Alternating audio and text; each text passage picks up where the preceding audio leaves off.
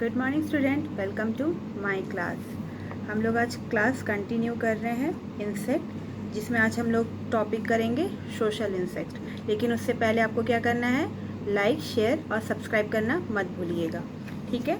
चलिए अब हम लोग स्टार्ट करते हैं social insect. Some insect such as ant, wasp, termites and honey bee live together in a colony.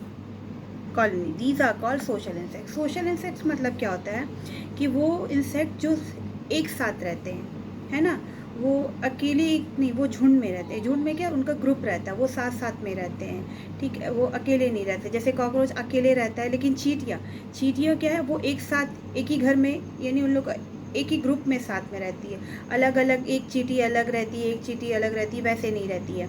हाँ, और हनी भी, मधुमक्खी का भी आप देखे होंगे कि वो लोग एक साथ एक छाते में रहती है। उन लोग का जो घर रहता है ना, वो एक साथ रहती है। तो वो उन लोग को हम लोग क्या बोलते हैं, सोशल इंसेक्ट। टर्माइट जो दीमक है, वो भी ग्रुप में रहता है, ये लोग अलग नहीं रहते हैं। तो ये जो साथ में रहने वाले इंसेक्ट को हम लोग क्या बोलते हैं, सोशल इंसेक्ट, ठीक है। नाउ अब हम लोग एंट्स के बारे में पढ़ेंगे। Ants live in ants colony, ants hills with definite social structure। ये क्या है, ants कहाँ रहते हैं, उनका एक ही जगह ये कॉलोनी में, मतलब कॉलोनी का मतलब ये क्या, वो उनकी कॉलोनी, ओके। वो अपना हिल्स बना लेते हैं। देखते होगे कि कहीं ऊंचा ऊंचा पहाड़ जैसा बना रहता है मिट्टियों का, वहाँ पर कौन रहता है, चींटियाँ रहती है, ठीक है। तो वे अपना ही घर बना लेते, तो वो लोग एक साथ रहते हैं। तो उसमें एंट्स कितना होते हैं, 3 टाइप्स की एंट्स होती है उस कॉलोनी में।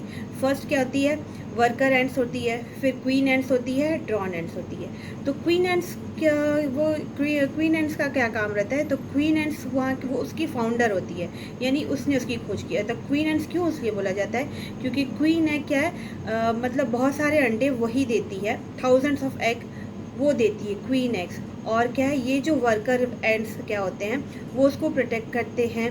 और जैसे कि खाना लेके आना, ये सब वर्कर एंड का काम होता है, ठीक। और जो ड्रोन दे हैव अ, और क्वीन एंड्स का क्या पहचान है कि उनके ना जो विंग्स हैं ना, वो बहुत बड़े बड़े होते हैं, ठीक है। अब चिड़ियों जैसे बड़े भी नहीं, लेकिन हाँ वो बड़े होते हैं, ठीक। ड्रोन्स एंड आर मेल एंट। जो ड्रोन एंट होते हैं वो क्या है, मेल एंट होते हैं। उनका फंक्शन क्या है कि वो क्वीन के साथ में अपना एग फर्टिलाइज करते हैं। और जब वो एक मिलते हैं तो वो जो ड्रोन एग है, मेल एग है, वो मर जाता है, ठीक है। तो worker ants are a female ant. जो वर्कर एंट होती है वो कौन होती है, फीमेल एंट होती है। दे डोंट ले एग लाइक द क्वीन। वो अंडे नहीं देती है क्वीन की तरह, ठीक।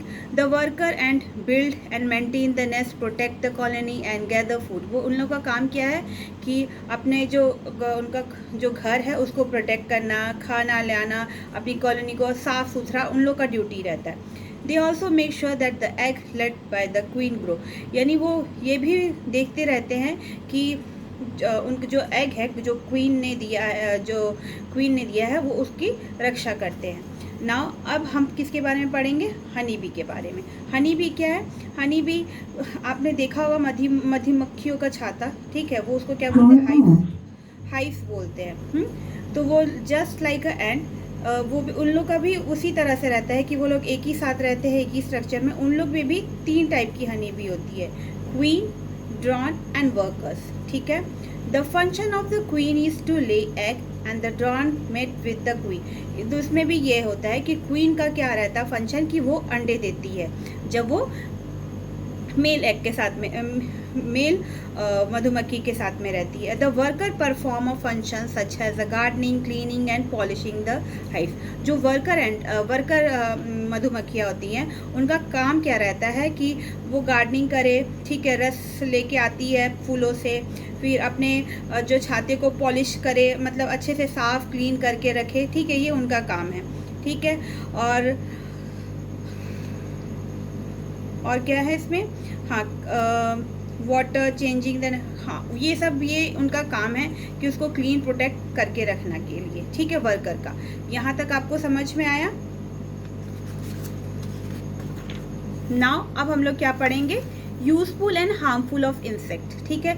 यानी कुछ अगर यूज़फुल है तो उसका हार्मफुल भी होगा इंसेक्ट का, यानी कुछ इंसेक्ट हमारे लिए यूज़फुल होते हैं और कुछ इंसेक्ट हमारे लिए हार्मफुल होते हैं। जैसे कैसे, many insect around us are useful to us in a many way, ठीक है। बहुत सारे इंसेक्ट है जो हमारे लिए बहुत यूज़फुल है, जैसे कि हनी बी से हमें क्या मिलता है, हनी मिलता है, ठीक है। और जो सिल्क वॉर्म है, हाँ वो सिल्क वॉर्म कीड़ा, वो क्या होता है, वो उससे क्या होता है, सिल्क मिलता है, जिससे क्या हमारे कपड़े बनते हैं, ठीक है। लेकिन जो हार्मफुल इंसेक्ट है, जो वो क्या है उनका, वो क्या हमें हार्मफुल आते हैं। जैसे कि आप मॉस्किटो पूछ ली, मॉस्किटो क्या हार्मफुल है, वो क्या है, वो हमें बाइट करता है, तो उससे हमें क्या है, डिसीजेज हो सकती है, हमें मलेरिया हो जाता है, डेंगू हो जाता है, इससे बीमारी फैलती है, ठीक है। फ्लाइज से क्या होता है, वो उड़ के क्या करती है, सब जगह डिसीजेस फैलाती है, क्योंकि वो गंदी गंदी जगह में रहती है, टाइफाइड हो जाता है, क्लोरिया हो जाता है, ठीक है। ये हार्मफुल इंसेक्ट है। तो अब नेक्स्ट लास्ट पार्ट है रेमेडी ऑफ इंसेक्ट बाइट। अगर किसी इंसेक्ट ने हमें काटा है तो हमें तुरंत क्या करना चाहिए, हमें तुरंत उस जगह पे आइस लगा लेना चाहिए, ठीक है। रब an ice pack over affected area for a immediate relief. तुरंत राहत के लिए हमें क्या करना चाहिए, आइस पैक लगा लेना चाहिए। Take a anti allergic medicine, ये जो मेडिसिन है एंटी एलर्जिक मेडिसिन, वो लेना चाहिए, लेकिन किससे पूछ के, डॉक्टर से पूछ के लेना चाहिए। यूज अ कैलामाइन लोशन और baking soda paste to reduce inflammation. यानी क्या है, कोई लोशन अगर आपको जहाँ काटा है वहाँ पर आप कैलामाइन लोशन लगा लीजिए, नहीं तो बेकिंग सोडा का पेस्ट बनाकर वहाँ लगा लीजिए, तो तुरंत हमें आराम मिलता है, ठीक है। अगर इससे भी ठीक नहीं होता है तो हमें डॉक्टर से कंसर्न करना चाहिए। तो इतना तो आपको समझ में आ गया होगा कि इंसेक्ट कौन से इंसेक्ट हमारे लिए यूज़फुल है, कौन से इंसेक्ट हमारे लिए हार्मफुल है, और जब हमें हार्म जो इंसेक्ट पहुंचाता है तो हमें तुरंत क्या करना चाहिए। ओके बच्चों, नाउ एक बात और, आपको पता है कि spider is not an insect, वो इंसेक्ट नहीं है। They have 8 legs and come under the आर्क्ट्रिड फैमिली। वो क्या है, वो उनके 8 लेग होते थे। इंसेक्ट के कितने लेग्स होते हैं, 6 और 3, ठीक है। ये तो ये जो स्पाइडर है वो हमारे इंसेक्ट में गिनती नहीं होते हैं, ठीक। इतना आपको समझ में आ गया। आज ये चैप्टर मैंने कंप्लीट कर दिया है। अगर आपको इसमें कुछ डाउट होगा तो प्लीज़ कमेंट सेक्शन में आप मुझसे पूछ सकते हैं। और प्लीज़ लाइक और सब्सक्राइब तो करिए। आप मेरे चैनल को देखते हैं लेकिन लाइक सब्सक्राइब नहीं करते हैं, तो आप जब तक लाइक सब्सक्राइब नहीं करेंगे तो मुझे फिर मोटिवेशन कैसे मिलेगा। तो प्लीज़ लाइक एंड सब्सक्राइब, ठीक है बच्चों। आज chapter complete. Okay, thank you, bye bye.